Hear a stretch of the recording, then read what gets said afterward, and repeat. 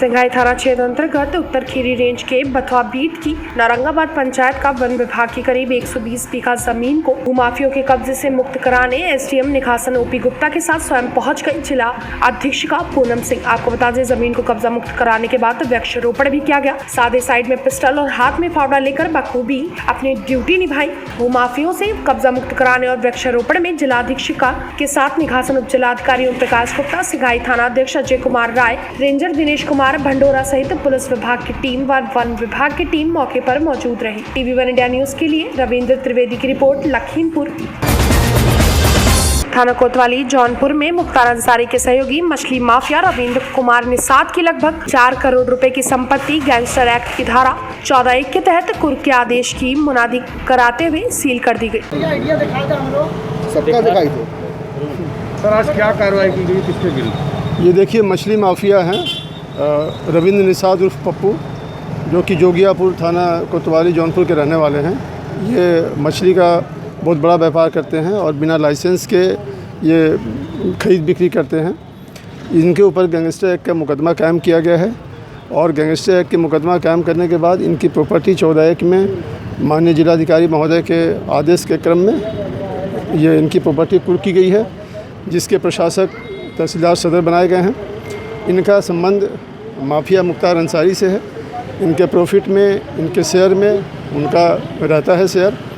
और इसके क्रम में आज एक मॉल जो आपके पीछे दिख रहा है, एक 2 मंजिला आलीशान मकान है, 2 पिकअप गाड़ियां हैं, मोटरसाइकिल है और करीब 14 लाख रुपए बैंक खाते में उसको भी सीज किया गया। कुल कितने की संपत्ति का आकलन किया गया सरकार पर? ये लगभग 4 करोड़ के आसपास की प्रॉपर्टी है, जिसका कि आकलन किया गया है। और इनके और भी संज्ञान में आए हैं कि 2-3 मकान इनके और हैं जो इन्होंने छुपा रखे हैं, उसकी ये भी कार्रवाई की जा रही है। मुख्तार अंसारी से कब से इनका संपर्क? ये जो बताया जा रहा है कि पिछले 15-20 साल से मछली का व्यापार करते हैं और तब से उनके संबंध हैं, आना जाना है, प्रॉफिट में शेयर है, उसका पता लगा के कार्रवाई की गई है गैंगस्टर एक्ट में और सारी प्रॉपर्टी इनकी कुर्क की गई है। TV1 इंडिया न्यूज के लिए अनिल कुमार की रिपोर्ट, जौनपुर। जनपद देवरिया में काफी दिनों से मोटरसाइकिल चोरी की घटनाएं हो रही थी। पुलिस लगातार इस पर नजर रखे हुई थी। शहर कोतवाल TJ सिंह को आज बड़ी सफलता हाथ लगी है, जिसमें चोरों के सक्रिय गिरोह को पकड़ा, जिनके पास से 19 चोरी की मोटरसाइकिल बरामद हुई है। आपको बता दें, पुलिस अधीक्षक ने बताया है कि देवरिया सदर कोतवाल लगातार छानबीन कर रहे थे, जिनको आज बड़ी सफलता हाथ लगी है। जी हाँ, पूछताछ के दौरान इन चोरों से और भी खुलासे होने की उम्मीद जताई जा रही है। उन्होंने सदर कोतवाल की तारीफ करते हुए बताया है कि देवरिया सदर कोतवाल की अकेले की बड़ी कामयाबी है। इस जनपद के थाना कोतवाली में कल मोटरसाइकिल चोरों का एक गैंग प्रभारी निरीक्षक कोतवाली और उनकी टीम द्वारा नैप किया गया और इस गैंग के 7 सदस्यों की गिरफ्तारी की गई। यह गैंग अंतर्राज्यीय स्तर का मोटरसाइकिल चोरों का गैंग है और इसके सभी 7 सदस्य गिरफ्तार हो चुके हैं और इनके कब्जे से 19 मोटरसाइकिलें बरामद हुई हैं। बरामदशुदा मोटरसाइकिलों को विभिन्न थानों पर पंजीकृत मुकदमों से लिंकअप किया जा रहा है। अभी तक इस जनपद के थाना गौरी बाजार से 2 मोटरसाइकिलें चोरी की कनेक्ट हुई हैं, एक इसी जनपद के थाना कुकुंदू से कनेक्ट हुई है, एक गोरखपुर जनपद के चौरी चौरा थाने से कनेक्ट हुई है, एक सिवान बिहार के थाना जामो के एक मुकदमे से कनेक्ट हुई है। शेष अन्य मोटरसाइकिलों के बारे में पुलिस सूचना जुटा रही है। इस जनपद की इस बड़ी कामयाबी के लिए ADG गोरखपुर जोन महोदय ने पूरी टीम को 15,000 रुपये नगद पुरस्कार देने की घोषणा की है। TV1 इंडिया न्यूज के लिए सोनू कुमार यादव की रिपोर्ट, देवरिया। रायबरेली के डलमऊ कोतवाली क्षेत्र के जोहवा नटकी निवास विश्वनाथ की 23 वर्षीय पुत्री ने अपने घर में खुद को आग के हवाले कर दिया, जिससे वो बुरी तरह झुलस गई। परिजन उस अस्पताल लेके पहुंचे, जहां इलाज के दौरान उसकी मौत हो गई। वहीं परिजनों का आरोप है कि शादी के बाद ससुराल पक्ष के लोग पुत्री को लगातार प्रताड़ित कर रहे थे और उनकी बेटी परेशान रहती थी। एक दिन पहले ही वो ससुराल से मायके आई थी, किसी बात को लेकर बहुत परेशान थी। TV1 इंडिया न्यूज के लिए राजेश यादव की रिपोर्ट, डलमऊ, रायबरेली।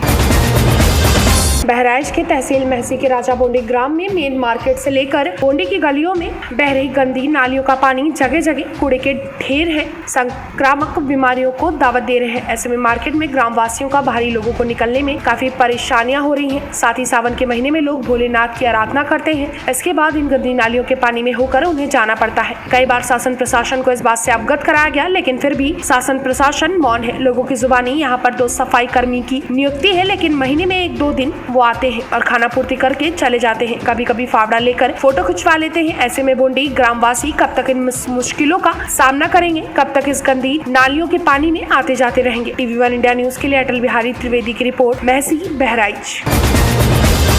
राजधानी लखनऊ के आलमबाग थाना क्षेत्र के अजंता हॉस्पिटल के सामने सोमवार रात करीब 8:15 बजे बाइक सवार बदमाशों ने रेलवे ठेकेदार सुरेंद्र कालिया पर गोलियां बरसा दी। आपको बता दें, वारदात से हड़कंप मच गया है। वारदात में रेलवे ठेकेदार का बॉडीगार्ड रूपराम गंभीर रूप से घायल हो गया है, साथ ही उसे 2 गोलियां लगी हैं। पुलिस ने उसे अजंता अस्पताल में भर्ती करवाया है। हालांकि डॉक्टर ने उसे यहाँ से ट्रामा सेंटर रेफर किया है। स्थानीय लोगों के मुताबिक बदमाशों ने 15 राउंड से अधिक फायरिंग की थी। कैश लगाया जा रहा है कि रेलवे के ठेके को लेकर गैंग वॉर भी हो सकती है। सूचना पर आधा दर्जन थानों की पुलिस बुला ली गई है। हरदोई के निवासी हैं, वो अजंता हॉस्पिटल में परिचित को देखने आए थे और उनके वाहन पर कुछ अज्ञात लोगों ने फायरिंग की, जिसमें उनके ड्राइवर रामरूप के पैर में और जान में गोली लगी।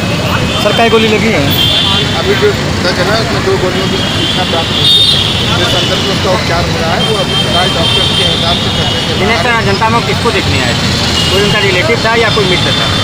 अब इस बारे में अभी विवेचना में पता चलेगा। सर कितने राउंड गोलियां चली लगभग? अभी मुझे पता चला 3 गोलियां चली।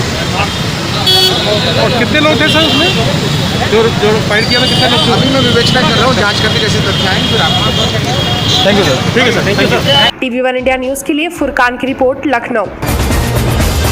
संभल में 2 दिन पहले 2 पक्षों में हुई फायरिंग में गोली लगने से एक युवक की मौत हो गई, जिससे पुलिस ने खुलासा करते हुए एक युवक को गिरफ्तार किया है। जी हां, आपको बता दें कि पकड़े गए अपराधी महिपाल पुत्र सौदान ने बताया है कि संजू पुत्र विजेंद्र गांव जाफरपुर थाना गुन्नौर में एक अपराधी किस्म का व्यक्ति था। संजू ने किसी पड़ोस की शिकायत की कि उसने संजू से इसी बात को लेकर शिकायत की थी कि संजू एक अपराधी किस्म का व्यक्ति था जिस पर बहुत संपत्ति थी। इसी संपत्ति से गाँव में एक विशाल मकान बनवा रहा था। वो उसके चाल चलन को देखकर कोई भी गांव में उसके यहाँ मजदूरी करने को तैयार नहीं था। साथ ही पड़ोस गांव पूठरी के मजदूर उसके विशाल कायम मकान को बनवा रहे थे। इंस्पेक्टर साहब, जैसे गुन्नौर क्षेत्र से एक आरोपी को गिरफ्तार किया गया है, क्या है पूरा मामला? दिनांक 12/7 को एक संजू नाम का अपराधी था, जिसपे लगभग 1 दर्जन मुकदमे दर्ज थे। उसकी हत्या हो गई थी। उस हत्या में एक आरोपी महिपाल था, वो आज अरेस्ट किया गया है और जिस तमंचे से गोली मारी गई तो तमंचा बरामद किया गया। आरोपी को जेल भेजा जा रहा है। आरोपी को गिरफ्तार करके माननीय न्यायालय के समक्ष प्रस्तुत किया जाएगा, जहाँ से गिरफ्तार कर लिया। अच्छा, जो अन्य आरोपी अभी फरार हैं, उनकी गिरफ्तारी कब तक हो जाएगी? बहुत जल्दी उनकी गिरफ्तारी कर ली जाएगी। TV1 इंडिया न्यूज के लिए सीताराम कुशवाहा की रिपोर्ट, संभल। कोविड-19 के खतरों को देखते हुए जनपद फतेहपुर के विभिन्न तहसीलों में कोविड हेल्प डेस्क की शुरुआत की गई। साथ ही कोविड-19 हेल्प डेस्क के माध्यम से लोगों को कोविड-19 के बारे में जानकारी देने के साथ साथ लोगों की थर्मल स्कैनिंग की जाती है। साथ ही तहसील परिसर में आने वाले फरियादियों को मास्क और सैनिटाइजर के नियमित उपयोग के बारे में जानकारी भी दी जाती है। आपको बता दें, इस संबंध में अधिक जानकारी देते हुए भिंड के उप जिलाधिकारी आशीष कुमार यादव ने बताया है कि तहसील परिसर में आने वाले प्रत्येक फरियादी की थर्मल स्क्रीनिंग के साथ कोविड-19 के बारे में जानकारी दी जाएगी। साथ ही लोगों से अपील की है कि कम से कम तहसील में आए व अपनी समस्याओं को मुख्यमंत्री ऑनलाइन पोर्टल के माध्यम से अपने घर में रहते हुए संबंधित अधिकारी तक पहुंचाए। इन सारी सुविधाओं को अपनाकर तहसील परिसर में आए बिना अपनी समस्याओं का निदान कर पाएंगे, जिससे कहीं न कहीं जनपद के हित में कोरोना से मुकाबला कर पाएंगे। TV1 इंडिया न्यूज के लिए पंकज पटेल की रिपोर्ट, फतेहपुर।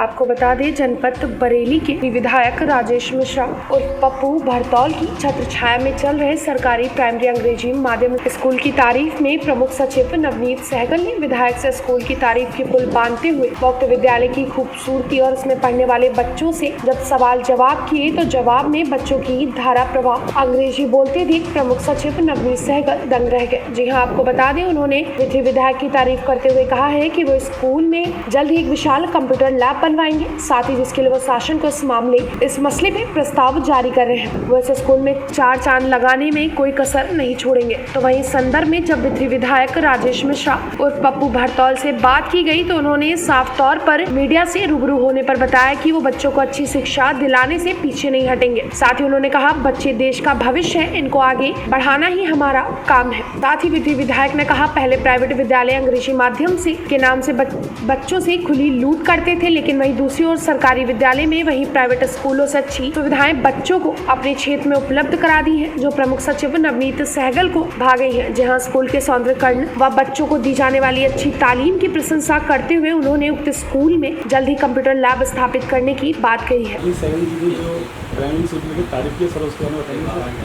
स्कूल बहुत अच्छा है, बहुत बढ़िया हम लोगों ने बनवाया है और उन्होंने जैसा देखा वैसे ही उसको है, क्योंकि हमारे यहाँ जो भी काम होता है वो पूरी ईमानदारी से होता है। तो इसीलिए हरतौल का स्कूल उन्होंने कहा कि पूरे उत्तर प्रदेश में पहले नंबर पे है, तो बाकी में वो पहले नंबर। सर, ये भी सुना जा रहा है कि उस स्कूल के सारे बच्चे जो हैं इंग्लिश में बात करते हैं। हाँ, वो सभी बच्चे जो है इंग्लिश बात करते हैं। वहाँ के टीचर बहुत अच्छे हैं, क्योंकि वहाँ 4-5 टीचर और बच्चों पर बहुत ध्यान देते हैं। जी, ये सुविधा जो है प्राइवेट जो स्कूल में नहीं पाती, आपके स्कूल में काफ़ी अच्छी सुविधा मिलेगी सरकारी। ऐसा कि गांव के लोग अगर वो सारे लोग ये समझें कि वो स्कूल उनका अपना है, उसकी चिंता करें, तो हमारे लोग चिंता करते हैं, हम लोग उसकी चिंता करते हैं, क्योंकि हम भी कभी उसी स्कूल में पढ़े हैं। अब पढ़े हैं तो लोग अपना घर नहीं बनाते हैं, नेता है, IAS है, IPS है, बड़ी बड़ी कोठियाँ बनाते हैं। तो थोड़ा सा अंश अगर स्कूल के लिए दे दें, जहाँ से पढ़ के निकले हैं, जहाँ से उनकी तरक्की हुई है, तो क्या बुराई है, तो हम उसकी चिंता करते हैं, इसलिए स्कूल अच्छा है। सर, सुनने में आया नवनीत सहगल जी ने उसमें आपके जो है कंप्यूटर लैब बनाने का भी। हाँ, कंप्यूटर लैब बनेगी और सामने स्कूल के बेंचें पड़ी हुई हैं जो हम लोगों ने बनवा दी थी।